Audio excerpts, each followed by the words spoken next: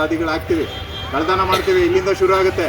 ಎಲ್ಲಾದರೂ ಸ್ಟೂಡೆಂಟ್ಸ್ಗೆ ವಿದ್ಯೆ ಹೇಳ್ಕೊಡುವಾಗಲಿ, ನಿಮ್ಮ ಜೀವನದ ದಾರಿನಲ್ಲಿ ನಿಮ್ಮ ಅಪ್ಪ ಅಮ್ಮ ಆಗಲಿ, ಫ್ರೆಂಡ್ಸ್ ಆಗಲಿ, ಇಲ್ಲಿ ಉಪನ್ಯಾಸಕರಾಗಲಿ ಯಾರಾದರೂ ಕಳ್ತನ ಮಾಡಬೇಕು, ಸುಳ್ಳು ಹೇಳಬೇಕು, ಅಪ್ಪ ಅಮ್ಮಗೆ ಮೋಸ ಮಾಡಿ ದುಡ್ಡಿಸ್ಕೋಬೇಕು ಅಂತ ಹೇಳ್ಕೊಟ್ಟಿರ್ತಾರ? ಗಟ್ಟಿಯಾಗಿ ಹೇಳ್ರಪ್ಪ. ಹೇಳ್ಕೊಟ್ಟಿರ್ತಾರ? ಅದು ಕಲಿತೀರಾ ಹೆಂಗೆ? ಇದೆಲ್ಲ ಅಭ್ಯಾಸ ಆದರೆ ಸುಳ್ಳು ಹೇಳಬೇಕು, ದುಡ್ಡು ಅನ್ಸೋದಕ್ಕೆ ಕಳ್ತನ ಮಾಡಬೇಕು, ಇಲ್ಲ ಅಣ್ಣನೋ ತಮ್ಮನೋ ಇರ್ತಾನೆ, ಇಲ್ಲ ಅಪ್ಪನ ಜೋಬಲ್ಲಿ ಕದಿಬೇಕು, ಇಲ್ಲ ಏನೋ ಮಾಡ್ಬೇಕು, ಅವೆಲ್ಲ ಆಗಿದೆ. ಇದೆಲ್ಲ ಉದಾಹರಣೆ ಇದೆ. ಸಾರ್ ಪ್ರತಿನಿತ್ಯ ಅಂತ ಸ್ಟೂಡೆಂಟ್ಸ್ನ ಕರೆದು ಅವ್ರನ್ನ ಮನ ಪರಿವರ್ತನೆ ಮಾಡಿ ಅವ್ರ ತಂದೆ ತಾಯಿಗೆ ಹೇಳ್ಬಿಟ್ಟು ಕಳಿಸ್ತಾ ಇದ್ದಾರೆ. ಅದರಿಂದ ಇದು ಮುಖ್ಯವಾಗಿ ನಿಮ್ಮ ಸ್ಟೂಡೆಂಟ್ಸ್ಗೆ ನಮ್ಮ ಸ್ಥಿಮಿತನ ಕಳೆದು ನಮ್ಮನ್ನ ಮನುಷ್ಯತ್ವದಿಂದ ಮೃಗತ್ವದ ಕಡೆ ಕರ್ಕೊಂಡು ಹೋಗುತ್ತೆ. ನಮ್ಮ ಬಾಡಿನ ಅಥವಾ ನಮ್ಮ ಮಾನಸಿಕ ಸ್ಥಿತಿನ ಏರ್ಪಾಡು ಮಾಡುತ್ತೆ. ಆ ದ್ರವ್ಯ ಎಲ್ಲ ನಶೆ ದ್ರವ್ಯ ಅಂತಾರೆ, ಮಾದಕ ದ್ರವ್ಯ ಅಂತ ಕರೀತಾರೆ. ಟಾಕೀಸ್ ಹತ್ರ ಯಾರೋ ಸೋದವರು ಇರ್ತಾರೆ, ಅವ್ರ ಹತ್ರ ಯಾಕೆ ಮಾಡ್ತಾ ಇಲ್ಲ? ನಮಗೆ ಬೇಕಾಗಿರೋದು ನೀವು ಯಾರು ಯುವಕರು. ಮುಂದೆ ನೀವು ಈ ದೇಶ ಮತ್ತೆ ನಿಮ್ಮ ಕುಟುಂಬ, ಅದರಿಂದ ಈ ಸಮಾಜದ ಸ್ವಾಸ್ಥ್ಯನ ನೋಡ್ತಕ್ಕಂಥವ್ರು ಯಾರು? ಜೋರ ಹೇಳಿ. ನಾವು. ನೀವು ಚೆನ್ನಾಗಿದ್ರೆ ಬೇರೆಯವರು ಅಲ್ವಾ? ನಾನು ಹುಷಾರಾಗಿದ್ರೆ ನನ್ನ ಕುಟುಂಬ, ನನ್ನ ತಂದೆ ತಾಯಿನೆಲ್ಲ ನಾನು ನೋಡ್ಕೋಬೋದು. ನಾನೇ ಬಿದ್ದೋದ್ರೆ ಮನೆಗೆ ಹೋಗ್ಬೇಕು, ಯಾರನ್ನು ನೋಡ್ತಾರೆ ಹೇಳ್ಬೇಕು, ಈ ಫ್ರೆಂಡ್ಸ್ ಯಾರನ್ನು ನೋಡ್ಬಿಟ್ರೆ ನನ್ನೊಂದು ಅರ್ಧ ಕೇಳ್ಬಿಡ್ತಾನೆ ಅಂತನೋ, ಅಥವಾ ಇನ್ಯಾರನ್ನ ಪಕ್ಕದೊಂದು ಫ್ರೆಂಡ್ ನೋಡ್ಬಿಟ್ರೆ ಹೋಗಿ ನಮ್ಮ ಮನೇಲಿ ನಮ್ಮ ಅಪ್ಪ ಅಮ್ಮಗೆ ಹೇಳ್ಬಿಡ್ತಾರೆ ಅಂತನೋ, ಟೀಚರ್ ಹೇಳ್ಬಿಟ್ರು ಹೊಡಿಸ್ತಾರೆ ಅಂತನೋ ಭಯ ಇರಲ್ವಾ? ಎಣ್ಣೆ ಹೊಡೆದ್ರೆ ಏನೆಲ್ಲ ಸರ್ಕಸ್ ಮಾಡ್ತೀವಿ, ಬ್ಯಾಲೆನ್ಸ್ ಮೇಂಟೈನ್ ಮಾಡ್ತೀವಿ, ವಾಸನೆ ಬರ್ದಂಗೆ ನೋಡ್ಕೋಬೇಕು, ಅದೆಲ್ಲ ಮಾಡಬೇಕಲ್ವಾ? ಅದರಿಂದ ಅವಮಾನ ಆಗುತ್ತಾ? ಆಗಲ್ವಾ? ಅವಮಾನ ಆಗುತ್ತೆ. ಅದನ್ನೆಲ್ಲ ನಾವು ಇದು ಮಾಡ್ಕೊಳ್ಳೋಕ್ಕೆ ಮನಸ್ಸನ್ನು ಶಾಂತಿ ಕಳ್ಕೊಳ್ತೀವಿ, ಓದೋ ಕಡೆ ಗಮನ ಇರಲ್ಲ. ಇದೆಲ್ಲದನ್ನು ಕೂಡ ಪರಿಣಾಮ ಇದೆ. ನಿಮ್ಮ ಕುಟುಂಬದ ಒಂದು ಮರಕ್ಕೆ ನೀವು ಮಾಡೋ ಅಂಥ ಒಂದು ಇದರಿಂದ ದುಶ್ಚಟಗಳಿಂದ ಅಥವಾ ಈ ಮಾದಕ ವಸ್ತು ವ್ಯಸನಿಗಳಾದರೆ ಇಡೀ ನಿಮ್ಮ ಕುಟುಂಬದ ಮರದ ಬೇರೆ ಏನಾಗುತ್ತೆ, ಹುಟ್ಟಿ ಹಿಡಿತೈತೆ, ಗೆದ್ಲು ಹಿಡಿತೈತೆ, ಫಂಗಸ್ ಬರುತ್ತೆ. ಆಮೇಲೆ ನಿಮ್ಮ ಇಡೀ ಜೀವನದ ಮರ ಏನಾಗುತ್ತೆ, ಒಣಗೋಗುತ್ತೆ. ಅದು ಬೇರೆ ಬೇರೆ ರೀತಿ, ಒಬ್ಬೊಬ್ರಿಗೆ ಒಂದೊಂದು ರೀತಿ ಆಗುತ್ತೆ. ಅದಕ್ಕೆ ನೀವೆಲ್ಲ ಶ್ರಮಪಟ್ಟು ನಾಗಮತಿ ಸ್ಕೂಲಲ್ಲಿ ಓದ್ತಿದ್ರೆ ಒಳ್ಳೆ ಇನ್ಸ್ಟಿಟ್ಯೂಟ್ ಇದೆ. ದಯವಿಟ್ಟು ಇಲ್ಲಿಂದ ಏನಾದರೂ ಒಂದು ಸಾಧನೆ ಮಾಡಿ ಹೋಗ್ಬೇಕು ಅಂತ ನಾನು ಈ ಕಳಕಳಿಯ ಮನವಿ. ಈ ಕಾರ್ಯಕ್ರಮಕ್ಕೆ ಬಂದು ನಾನು ಇಂಡೋರ್ ಆಗಿದೆ ಸ್ವಲ್ಪ ಮಾತಾಡ್ಕೊಂಡ್ರೆ ಎಷ್ಟು ಇದು ಔಟ್ಡೋರಿಂದ ನಿಮಗೆ ಎಷ್ಟು ಅವಶ್ಯಕತೆ ಇದೆ ಅಷ್ಟು ನಾನು ಹೇಳಿದ್ದೀನಿ ಅಂತ ನಾನು ಭಾವಿಸ್ತೀನಿ. ದಯವಿಟ್ಟು ಪೊಲೀಸ್ ಇಲಾಖೆ ಜೊತೆ ಕಾನೂನು ನಾವು ಸರಿಯಾಗಿ ನಡೆಸ್ಕೊಂಡು ಹೋಗ್ಬೇಕು ಅಂದರೆ ನಿಮ್ಮ ಸಹಕಾರ ಬಹಳ ಮುಖ್ಯ. ಬೇರೆ ಯಾವುದೇ ಕಾನೂನು ಬಂದು ಅದು ಸಾರ್ವಜನಿಕರ ಸಮಾಜದ ಒಂದು ಒಳ್ಳೆಯದಾಗಿ ಬಂದಿರ್ತಾರೆ ಕಾನೂನುಗಳು. ಅದು ನಾವೆಲ್ಲರೂ ಪಾಲನೆ ಮಾಡಬೇಕಾಗ್ತದೆ, ನಮ್ದೆಲ್ಲ ಕರ್ತವ್ಯ ಇರ್ತದೆ. ಅದನ್ನು ಯಾರು ವೈಲೇಷನ್ ಮಾಡಲಿಕ್ಕೆ ಬರೋದಿಲ್ಲ, ನೀವು ಮಾಡೋದಿಲ್ಲ, ನಾವು ಮಾಡಬಾರ್ದು. ಆ ಥರ ಇದೆ.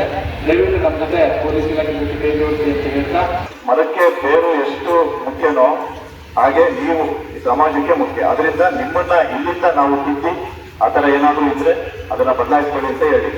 ಈಗ ಇಲ್ಲಿ ಏನು ನಾವೇ ನಮ್ಮ ಸಾರವರು ಇದನ್ನೆಲ್ಲ ಮಾಡಿದ್ದಾರೆ, ಯಾಕಂದ್ರೆ ಒಂದು ಕಾಂಪ್ಲೆಕ್ಸ್ ಇಂದನೂ ಅಟ್ಲೀಸ್ಟ್ ಓದಿ ತಿಳ್ಕೊಳ್ತಾರೆ ಅಂತ. ಈಗ ಹೆಚ್ಚಿಗೆ ಹೇಳೋದು ನಮ್ಮ ಸಾರ್ ಪೂರ್ತಿ ಹೇಳ್ತಾರೆ. ಇದರಲ್ಲಿ ನೀವಾಗಿ ನೀವು ನಿಮ್ಮ ಸ್ಟೂಡೆಂಟ್ಸ್ಗೆ ಹೇಳ್ಬೋದು. ಒಬ್ಬರು ಹೇಳ್ಬಿಟ್ರು ಬಾ ಮಾದಕ ನಶೆನ ತ್ಯಜಿಸಬೇಕು, ನಶೆಮುಕ್ತವಾಗಬೇಕು ಅಂತ. ಆದರೆ ನಮ್ಮ ಸರ್ಕಾರನೇ ಎಲ್ಲ ಮದ್ಯಪಾನ ಧೂಮಪಾನ ಎಲ್ಲ ಮಾಡುತ್ತೆ. ಆದರೆ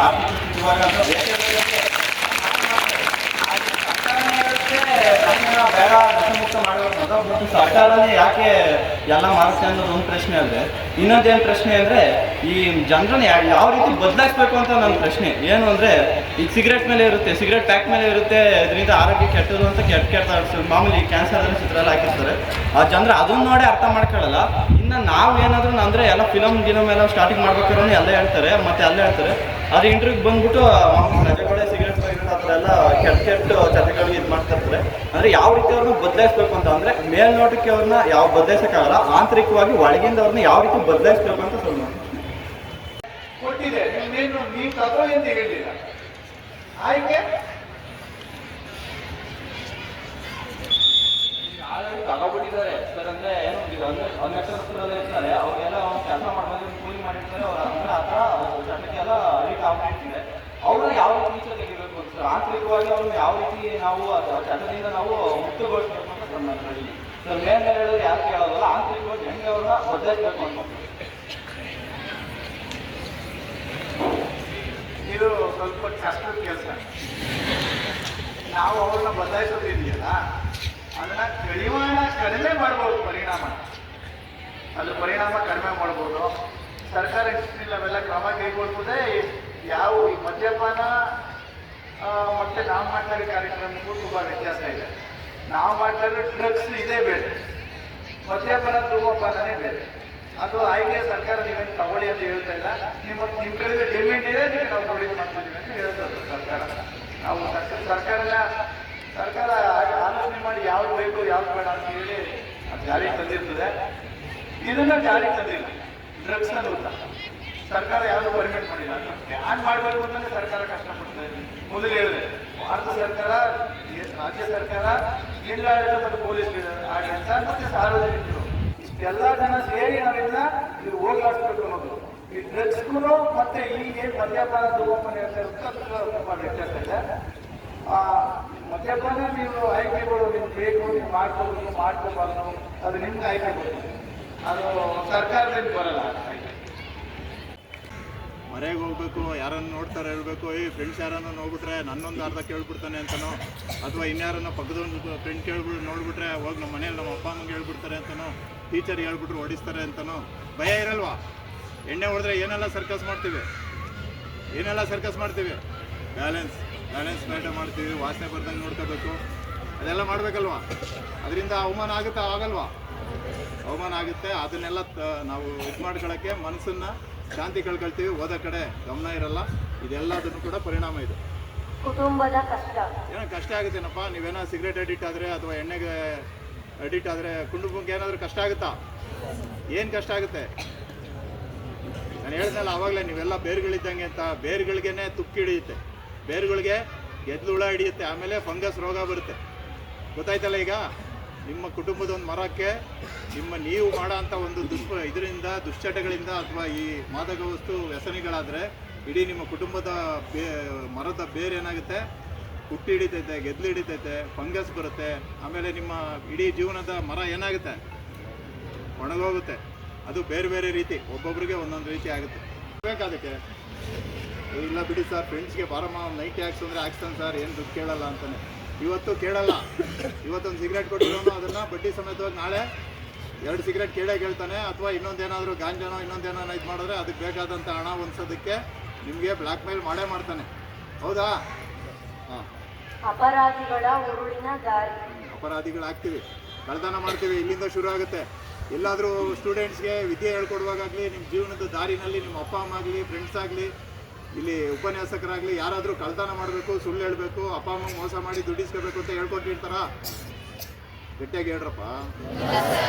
ಹೇಳ್ಕೊಟ್ಟಿರ್ತಾರ? ಅದು ಕಲಿತೀರಾ ಹೆಂಗೆ? ಇದೆಲ್ಲ ಅಭ್ಯಾಸ ಆದರೆ ಸುಳ್ಳು ಹೇಳಬೇಕು, ದುಡ್ಡು ಅನ್ಸೋದಕ್ಕೆ ಕಳ್ತನ ಮಾಡಬೇಕು, ಇಲ್ಲ ಅಣ್ಣನೋ ತಮ್ಮನೋ ಇರ್ತಾನೆ, ಇಲ್ಲ ಅಪ್ಪನ ಜೋಬಲ್ಲಿ ಕದಿಬೇಕು, ಇಲ್ಲ ಏನೋ ಮಾಡ್ಬೇಕು, ಅವೆಲ್ಲ ಆಗಿದೆ. ಇದೆಲ್ಲ ಉದಾಹರಣೆ ಇದೆ. ಸಾರ್ ಪ್ರತಿನಿತ್ಯ ಅಂತ ಸ್ಟೂಡೆಂಟ್ಸ್ನ ಕರೆದು ಅವ್ರನ್ನ ಮನ ಪರಿವರ್ತನೆ ಮಾಡಿ ಅವ್ರ ತಂದೆ ತಾಯಿಗೆ ಹೇಳ್ಬಿಟ್ಟು ಕಳಿಸ್ತಾ ಇದ್ದಾರೆ. ಅದರಿಂದ ಇದು ಮುಖ್ಯವಾಗಿ ನಿಮ್ಮ ಸ್ಟೂಡೆಂಟ್ಸ್ಗೆ ತೊಗೊಳ್ತಾರೆ. ಅದಕ್ಕೋಸ್ಕರ ಹೇಳಮ್ಮ. ಮಾದಕ ಪದಾರ್ಥಗಳ ಸೇವನೆಯಿಂದಾಗುವ ಅಪಾಯಗಳು. ಮೆದುಳಿನ ಹಾನಿ. ನಿಮ್ಮ ಮೆದುಳು ಏನು ನಿಮಗೆಲ್ಲ ಕಂಟ್ರೋಲ್ ಅದೇನೆ. ಕಂಟ್ರೋಲ್ ರೂಮು ಲ್ಯಾಬ್ಸ್ ಆದರೆ ಇಡೀ ನಿಮ್ಮ ದೇಹ ಲ್ಯಾಬ್ಸ್. ಕುಡಿದ್ರೆ ಒಂದು ಅರ್ಧ ಗಂಟೆ ಮತ್ತೆ ಬರುತ್ತೆ, ಎಲ್ಲೋ ಹೋಗಿ ಮಲ್ಕತ್ತಾನೆ, ಅಥವಾ ಚರಂಡಿಲಿ ನಿದ್ದೆ ಮಾಡ್ತಾನೆ, ಅಥವಾ ಏನೋ ಆಗುತ್ತೆ. ಆದರೆ ಮಾದಕ ದ್ರವ್ಯ ವ್ಯಸನ ಸ್ಟಾರ್ಟ್ ಆದರೆ ಇಡೀ ನಿಮ್ಮ ಮನಸ್ಸಿನ ಕಂಟ್ರೋಲೇ ಹೋಗುತ್ತೆ. ಕೆಲವು ಸರಿ ಏನು ಅನ್ಕೋತಾನೋ ಅವನು ಅದನ್ನೇ ಮಾಡ್ತಾನೆ. ಒಳ್ಳೇದು ಯಾರು ಜಾಸ್ತಿ ಅನ್ಕೊಳ್ಳಲ್ಲ. ಈಗ ಗಾಂಜಾ ತೊಗೊಂಡ್ಬಿಟ್ರು ನಾನು ಚೆನ್ನಾಗಿ ಓದಬೇಕು ಅಂತ ಯಾವತ್ತನ ಅನ್ಕೊಂಡಿರೋದಿದೆಯಾ? ಯಾರು ಅನ್ಕೊಳಲ್ಲ. ಅದು ಅನ್ಕೊಂಡ್ರೆ ಹೋಗ್ತಾರೆ. ಕೆಲವು ಉದಾಹರಣೆ ನೋಡಿದಿರಲ್ಲ ಸ್ಪೋರ್ಟ್ಸ್ಗಳಲ್ಲಿ, ಒಲಿಂಪಿಕ್ಸಲ್ಲಿ ಎದುರು ಬರುತ್ತೆ ಗೊತ್ತಾ ನ್ಯೂಸು, ಪದಕ ತೊಗೊಂಡವ್ರನ್ನೂ ಕೂಡ ಬ್ಯಾನ್ ಮಾಡಿ ಪದಕನ ವಾಪಸ್ ಕಿತ್ಕೊಳ್ತಾರೆ. ಅವಾಗ ಇಡೀ ದೇಶಕ್ಕೆ ಏನಾಗುತ್ತೆ? ಅದನ್ನು ಜೋರಾಗಿ ಹೇಳ್ಬೋದು, ಏನಾಗುತ್ತೆ ಅಲ್ವಾ? ಅಂತ ಅಷ್ಟು ಕೆಟ್ಟದದು. ಅಂದಮೇಲೆ ನಾವು ಅದ್ರ ಬಗ್ಗೆ ಯೋಚನೆ ಮಾಡೋದು ತಪ್ಪು. ಹೃದಯ ಯಕೃತ್ತಿಗೆ ಗಂಭೀರ ಸಮಸ್ಯೆಗಳು. ಹೌದು. ಯಾವಾಗ ಮೈಂಡೇ ಇದಾಗ್ತೈತೆ ಅಂದರೆ ಅದ್ರ ಕಂಟ್ರೋಲ್ ಇರ್ತಕ್ಕಂಥ ಬಾಡಿ ಬೇರೆ ಆರ್ಗನ್ಸ್ಗಳೆಲ್ಲ ಅದ್ರ ಕೆಲಸಗಳನ್ನ ಸರಿಯಾಗಿ ಮಾಡ್ದಂಗೆ ಎಲ್ಲ ಅದ್ರ ಕಂಟ್ರೋಲ್ಗೆ ಹೋಗ್ಬಿಡುತ್ತೆ. ಯಾವುದು ಮಾದಕ ವಸ್ತುಗಳ ಕಂಟ್ರೋಲ್ಗೆ ಹೋಗಿ ನಮ್ಮ ಆರೋಗ್ಯದ ಏರುಪೇರಾಗುತ್ತೆ. ವ್ಯಸನದಿಂದ ಜೀವನದ ಮೇಲಿನ ನಿಯಂತ್ರಣ ಕಳೆದುಕೊಳ್ಳುವುದು. ನಿಮ್ಮ ಏನು ರೊಟೀನ್ ಇದೆ, ನಾನು ನೀಟಾಗಿ ಶಾಲೆಗೆ ಹೋಗಬೇಕು, ಓದಬೇಕು, ನಾನು ಮುಂದೆ ಏನೋ ಆಗಬೇಕು, ದೊಡ್ಡ ವ್ಯಕ್ತಿ ಆಗಬೇಕು, ಅಥವಾ ನಾನು ದೊಡ್ಡ ಇದಾಗಬೇಕು ಅಂತ ನೀವೇನು ಕನ್ಸ್ಕೊಂಡಿರ್ತಾರಲ್ಲ, ಅದೆಲ್ಲ ಮಧ್ಯದಲ್ಲೇ ಲ್ಯಾಪ್ಸ್ ಆಗುತ್ತೆ. ಆತ್ಮಹತ್ಯೆ, ಹಿಂಸಾಚಾರ, ಅಪಘಾತಗಳ ಸಾಧ್ಯತೆ ಹೆಚ್ಚಾಗುವುದು. ಆತ್ಮಹತ್ಯೆ ಯಾಕೆ ಮಾಡಬೇಕು? ಆತ್ಮಹತ್ಯೆ ಯಾಕಾಗುತ್ತಪ್ಪ? ಅಡಿಕ್ಟ್ ಆದಮೇಲೆ ಮನೇಲೆಲ್ಲ ಕಳ್ತನ ಆಗುತ್ತೆ, ಸ್ಕೂಲಲ್ಲಿ ಅವಮಾನ ಆಗುತ್ತೆ, ವಿದ್ಯೆ ಹತ್ತಲ್ಲ, ಮುಂದಿನ ದಾರಿ ಏನು ಮಾಡಬೇಕು ಅಂತ ಯೋಚನೆ ಇರಲ್ಲ. ಯಾಕಂದರೆ ನಾವು ಮಾದಕ ವಸ್ತು ದಾಸರಾಗಿರ್ತೀವಿ, ಅದರ ಕಂಟ್ರೋಲಲ್ಲಿ ಇರ್ತೀವಿ. ನಾವು ಏನು ಮಾಡಬೇಕು ಅಂತ ನಮಗೆ ಗೊತ್ತಾಗ್ತಾರಲ್ಲ, ಅವಾಗ ಕೆಲವು ಸರಿ ಆಗುತ್ತಲ್ವ. ಬೆಳಕರಿವರೆಗೂ ಓದ್ಕೊಂಬಂದಿರ್ತೀವಿ, ಇಲ್ಲಿ ಎಕ್ಸಾಮಲ್ಲಿ ಪೇಪರ್ ನೋಡ್ತಿದ್ದೆ, ಮೊದಲನೇ ಯಾವುದೋ ಒಂದು ಕ್ವಶನ್ನು ನಾವು ಓದಿದ್ದೇ ಇರೋದು ಬರೀದ್ದ ತಕ್ಷಣ ಕೆಳಗಡೆ ಮುಂದಿಂದು ಕ್ವಶನ್ಸೇ ಓದಲ್ಲ. ಹ್ಯಾಂಗ್ ಆಯಿತು ಅಂತೀವಿ ಗೊತ್ತಾ, ಮೈಂಡ್ ಆಗುತ್ತೆ, ಹ್ಯಾಂಗ್ ಆಗುತ್ತೆ ಯಾವತ್ತಾದರೂ.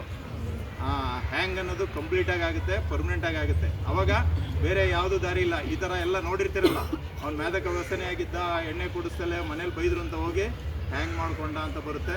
ಆತ್ಮಹತ್ಯೆ ನಿಮ್ಮ ಜೀವನದ ಎಂಡ್ ಆಗುತ್ತೆ. ಹಿಂಸಾಚಾರ ಕಾಮನ್ ಆಗಿ ಅದು ಯಾರು ಏನು ಹೇಳಿದ್ರು, ಅಪ್ಪ ಹೇಳಿದ್ರು ಕೇಳಲ್ಲ, ಯಾರು ಹೇಳಿದ್ರು ಕೇಳಲ್ಲ, ಕಡೆಗೆ ನಾವು ಹೇಳಿದ್ರು ಕೇಳಲ್ಲ, ಮಾಸ್ಟರ್ ಹೇಳಿದ್ರು ಕೇಳಲ್ಲ. ಏನು ಅದನ್ನು ವಿರೋಧಿಸೋದೇ ಒಂದು ದೊಡ್ಡ ಇದು ಅಂತ ತಿಳ್ಕೊಬಿಟ್ಟಿರ್ತೀವಿ. ಹಿಂಸಾಚಾರ ಸ್ಟಾರ್ಟ್ ಆಗುತ್ತೆ.